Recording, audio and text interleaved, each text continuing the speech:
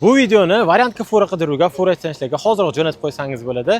Mana shu ko'rib turgan Manierold standart Kogel pritseplar komplekt holatda 30 ming naqd pul borga variantga sotiladi. Agar naqdga olaman deydiganlar bo'lsa, egalarning o'zlari bilan kelishilgan holatda yaxshi narxga olishinglar mumkin.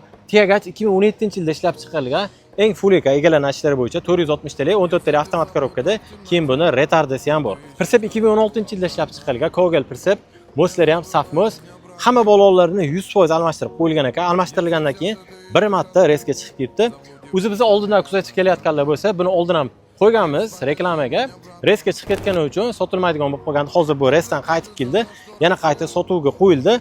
Oldin qo'yganimizda buni probegi 796 ming kilometr masofani bosib o'tgandi. Hozir 800 ming atrofida bo'lgan bo'lsa kerak. Qiziqqanlar bo'lsa, egalar nomerini videoni past qismiga yozib qoldiramiz. Telefon qilib yana batafsil ma'lumot olishingiz mumkin. Furani ko'rgani keladiganlar bo'lsa, Fura Namangan viloyati Nurobod Fura petani ichida turibdi akalar. Videoga like bo'lsa, variantga fura qidiruvga, fura ishlanishlarga jo'natib qo'yisham esdan chiqmasa.